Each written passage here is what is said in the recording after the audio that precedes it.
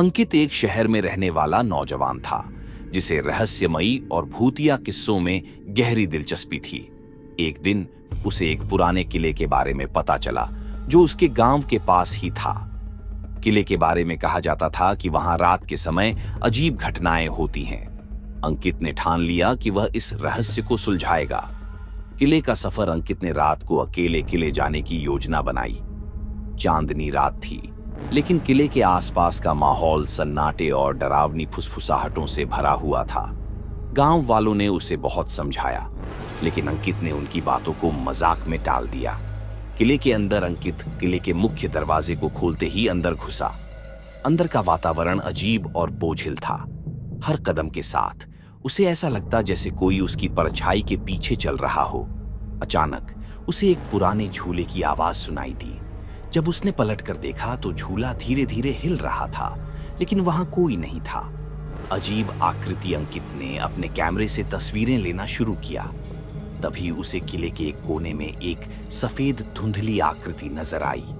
वह आकृति धीरे धीरे उसके पास आने लगी। उसकी आंखें खून की तरह लाल थीं और वह अंकित को घूर रही थी। अंकित का दिल तेजी से धड़कने लगा, लेकिन उसने हिम्मत करके पूछा, तुम कौन हो? उस आकृति ने एक ठंडी भयावह आवाज में कहा, यह मेरी जगह है और जो यहाँ आया है वह कभी वापस नहीं गया। रहस्यमय अंत अंकित को एहसास हुआ कि उसकी हिम्मत ने उसे मुसीबत में डाल दिया है। उसने किले से बाहर भागने की कोशिश की, लेकिन दरवाजे अचानक बंद हो गए। वह पूरी रात किले में फंसा रहा। अगली सुबह गांव वाले उसे किले के बाहर बेहोशी की हालत में पाए। अंकित ने बाद में बताया कि उसने किले में क्या देखा, लेकिन उसकी कहानी सुनने के बाद कोई भी गांव का व्यक्ति किले के पास जाने की हिम्मत नहीं कर सका। अब भी लोग कहते हैं कि वह किला सिर्फ साहसी लोगों को बुलाता है और शायद वापस भेजने के लिए नहीं। भूतिया हवेली का रहस्य। गांव के पास बनी यह हवेली 7 साल से भी पुरानी थी। ये कभी एक अमीर जमींदार की संपत्ति थी, लेकिन उनकी अचानक मौत के बाद इसे छोड़ दिया गया। कहते हैं जमींदार की मौत साधारण नहीं थी। उनके परिवार के लोग भी रहस्यमय तरीके से मारे गए थे। अब लोग इसे भूतिया जगह मानते थे। 4 दोस्त अर्जुन, समीर, विक्रम और रोहित, जो हमेशा रोमांचक चीजें करना पसंद करते थे, ने तय किया कि वे इस हवेली के अंदर जाएंगे। गांव वालों ने उन्हें चेतावनी दी, रात में वहां जाना मत, वो जगह अपशकुन है। पर दोस्तों ने इसे गांव वालों का वहम समझा। हवेली का पहला सामना शाम ढल रही थी जब चारों ने हवेली की ओर कदम बढ़ाए। हवेली के गेट पर जंग लगा हुआ ताला था, लेकिन किसी ने इसे तोड़ दिया था। अंदर घुसते ही उन्होंने देखा कि चारों ओर झाड़ियां थीं, हवेली की खिड़कियां टूटी हुई थीं और दीवारों पर काई जमा थी। ऐसा लग रहा था जैसे यह जगह सदियों से वीरान है। विक्रम ने मजाक में कहा, कितना डरावना कुछ भी नहीं है, बस एक पुरानी इमारत है। लेकिन तभी एक कौवा अचानक झाड़ियों से उड़ गया और उसकी कर्कश आवाज ने सबके रोंगटे खड़े कर दिए। अर्जुन ने धीरे से कहा, चलो अंदर चलते हैं। भूतिया तस्वीरें और पियानो। हवेली के अंदर का मुख्य हॉल पर खाली था। वहां रखे फर्नीचर सड़ चुके थे और हर जगह धूल की मोटी परत जमी थी। दीवारों पर बड़ी बड़ी तस्वीरें टंगी थीं। हर तस्वीर में एक ही महिला थी, सफेद साड़ी पहने। उसकी गहरी आंखें तस्वीर से बाहर झांकती प्रतीत हो रही थी। विक्रम ने एक तस्वीर को छूने की कोशिश की और तभी वह तस्वीर जमीन पर गिर गई। सब चौंक गए। रोहित ने कहा, शायद ये पुरानी तस्वीर थी इसलिए गिर गई। वे आगे बढ़े और एक बड़े कमरे में पहुंचे जहां एक पुराना पियानो रखा था। विक्रम ने कहा, चलो इसे बजाते हैं, शायद कोई भूत हमें गाना गाने को कहे। जैसे ही उसने पियानो की चाबी दबाई, पियानो अपने आप तेजी से बजने लगा।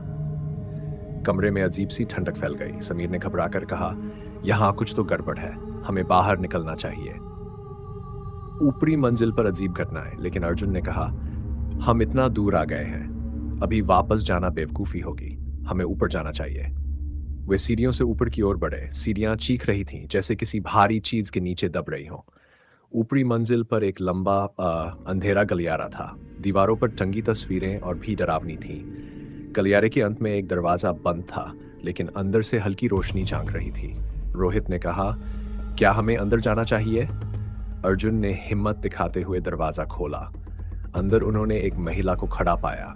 उसकी पीठ उनकी ओर थी और उसके बाल बिखरे हुए थे। समीर ने कांपती आवाज में कहा, आप कौन हैं? महिला ने धीरे धीरे मुड़कर उनकी ओर देखा। उसका चेहरा जल चुका था और उसकी लाल आंखें सबको घूर रही थीं। उसने जोर से चीखते हुए कहा, यहां क्यों आए हो? भागने की कोशिश और दरवाजा बंद। चारों घबरा गए और भागने की कोशिश करने लगे। जैसे ही वे सीढ़ियों तक पहुंचे, हवेली का मुख्य दरवाजा अपने आप बंद हो गया।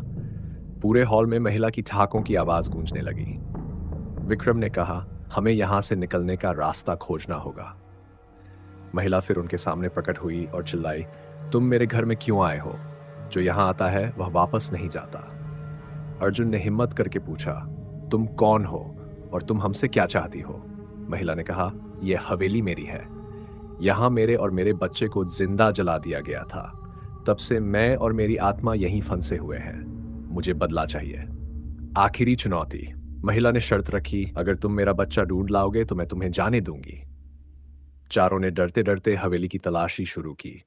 तहखाने में उन्हें एक छोटे बच्चे की खोपड़ी और हड्डियों का ढेर मिला। यह दृश्य इतना भयावह था कि समीर बेहोश हो गया। उन्होंने हड्डियों को एक कपड़े में लपेटा और महिला को दिया। महिला की आंखों में आंसू आ गए। उसने कहा, तुमने मुझे आजाद कर दिया। अब मैं और मेरा बच्चा शांति से जा सकते हैं। महिला गायब हो गई। हवेली के सारे दरवाजे खुल गए। अंत और सबक। चारों ने गांव लौटकर यह कहानी सुनाई। गांव वालों ने उस रात मंदिर में प्रार्थना की। तब से किसी ने उस हवेली की ओर जाने की हिम्मत नहीं की। इस घटना ने चारों दोस्तों को सिखाया कि हर पुरानी कहानी में कुछ न कुछ सच्चाई जरूर होती है। इस विस्तार के साथ ये शब सोते हुए भूत की कहानी। एक छोटे से गांव के पास एक पुराना कुआं था, जिसके बारे में कहा जाता था कि वहां एक भूत रहता है। गांव वाले बताते थे कि वह भूत हमेशा सोता रहता है और अगर उसे जगाया गया तो कुछ भयानक हो सकता है। गांव के बच्चे अक्सर डर के मारे कुएं के पास नहीं जाते थे, लेकिन रमेश और मोहन, दो शरारती दोस्त, हमेशा नई नई बातें करने की कोशिश करते। एक दिन उन्होंने ठान लिया कि भूत को जगाकर देखेंगे कि क्या सच में वह भूत है या बस एक कहानी। रात को दोनों दोस्त टॉर्च और लाठी लेकर कुएं के पास पहुंचे। कुएं के पास पहुंचते ही उन्हें एक अजीब सन्नाटा महसूस हुआ। रमेश ने धीरे से कुएं के अंदर झांकते हुए कहा, भूत बाबू उठो, देखो हम आ गए। लेकिन कोई आवाज नहीं आई। मोहन ने हंसते हुए कहा, भूत भी शायद ठंड में कंबल ओढ़कर सो रहा होगा। तभी अचानक कुएं के अंदर से एक गहरी भारी आवाज आई, कौन है जो मेरी नींद खराब कर रहा है?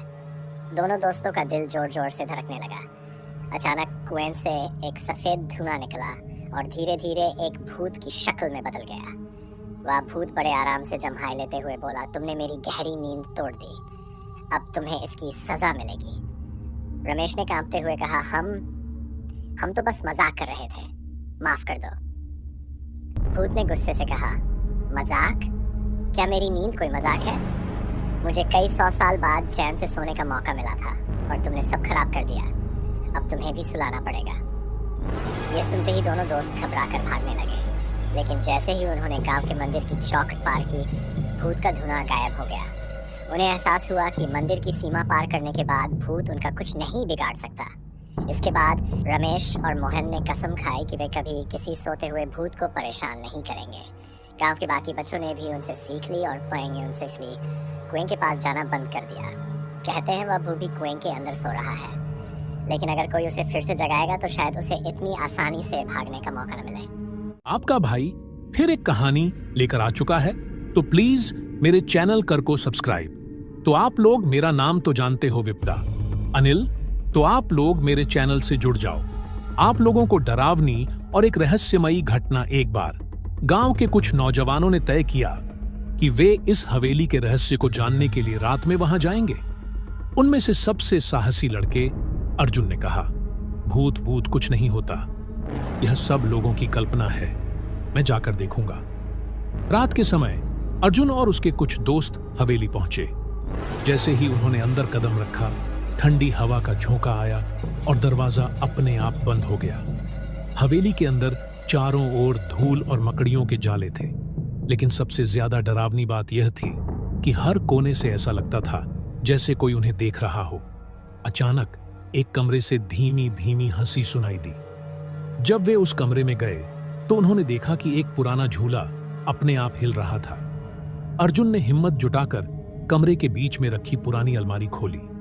जैसे ही उसने अलमारी खोली, एक तेज चीख के साथ सफेद कपड़ों में लिपटी एक औरत प्रकट हुई। उसके चेहरे पर गहरी काली आंखें और खून से सने हाथ थे। रहस्य का खुलासा डर के मारे अर्जुन और उसके दोस्त हवेली से भाग खड़े हुए। अगले दिन उन्होंने गांव के बुजुर्गों से इस बारे में बात की।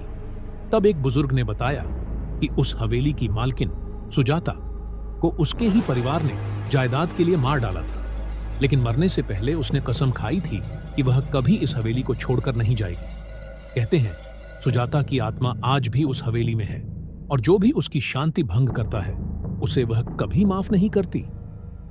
सीख: अत्याचार और लालच का अंत हमेशा दुखद होता है।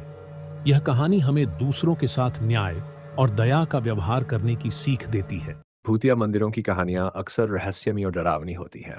ऐसी ही एक कहानी एक पुराने सुनसान मंदिर की है जो एक घने जंगल के बीच स्थित था, चंद्रमुखी देवी का मंदिर। कहा जाता है कि यह मंदिर कई 100 साल पुराना था और चंद्रमुखी देवी को समर्पित था। प्राचीन काल में इस मंदिर में देवी की पूजा बड़ी श्रद्धा से की जाती थी। लोग मानते थे कि देवी बहुत कृपालु थीं और भक्तों की मनोकामनाएं पूरी करती थीं। लेकिन एक दिन एक राजा ने अपनी शक्ति के मद में आकर मंदिर की पवित्रता को भंग कर दिया। उसने मंदिर की संपत्ति लूट ली और देवी की मूर्ति को क्षति पहुंचाई। उस दिन से मंदिर में अजीब घटनाएं घटने लगी। रात के समय मंदिर से घंटियों की आवाजें आती थीं, जबकि वहां कोई नहीं होता था। लोग कहते थे कि उन्होंने एक सफेद साड़ी पहने स्त्री को मंदिर के आसपास घूमते देखा, जिसकी आंखें लाल थी और उसके पांव उल्टे थे।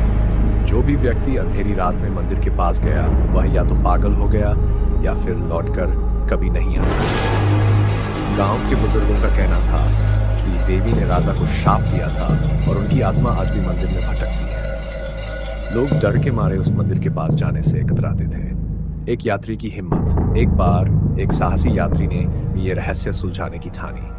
वह अमावस्या की रात में मंदिर पहुंचा। वहां उसने देवी के प्रकोप को शांत करने के लिए पूजा करने की कोशिश की। जैसे ही उसने दीप जलाया, पूरा मंदिर गूंज उठा। उसे लगा जैसे कोई भारी शक्ति उसके पास आ रही है। अचानक वह बेहोश हो गया। अगली सुबह वह मंदिर के बाहर होश में आया। उसने बताया कि उसने एक दिव्य आकृति देखी जिसने उसे चेतावनी दी कि यह स्थान अपवित्र है और इसे छोड़ देना ही अच्छा है। आज भी यह मंदिर सुनसान पड़ा है। लोग इसे चंद्रमुखी का भूतिया मंदिर कहते हैं और रात में इसके आसपास जाने की हिम्मत नहीं करते। ये कहानी हमें यह सिखाती है कि धार्मिक स्थलों और पवित्रता का सम्मान करना बहुत जरूरी है। भूतिया गांव का रहस्य स्थान: एक सुनसान गांव, जंगल के बीचों बीच। टूटी फूटी झोपड़ियां, धुंध और अजीब आवाजें वातावरण को डरावना बनाती हैं। उसके दोस्त पहाड़ों में कैंपिंग करने गए। रात के समय जब सब लोग सो रहे थे, रवि को लगा कि कोई बाहर टेंट के पास घूम रहा है। उसने टॉर्च लेकर देखा, लेकिन कोई नहीं था। कुछ देर बाद उसने टेंट के ऊपर एक छाया देखी। वह बहुत डर गया और अपने दोस्तों को जगाया। जब सभी बाहर निकले तो वहां कोई नहीं था, लेकिन सुबह टेंट के पास बड़े बड़े पैरों के निशान मिले जो किसी इंसान के नहीं लग रहे थे। भूतिया गांव का रहस्य स्थान: एक सुनसान गांव, जंगल के बीचों बीच। टूटी फूटी झोपड़ियां, धुंध और अजीब आवाजें वातावरण को डरावना बनाती हैं। अजनबी की आवाज। रोहन और उसकी बहन ने जंगल के बीचों बीच कैंपिंग की।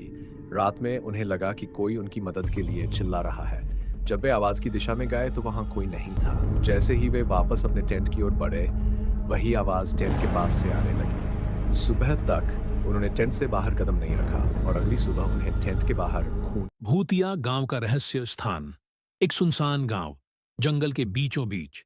टूटी फूटी झोपड़ियां, धुंध और अजीब आवाजें वातावरण को डरावना बनाती हैं।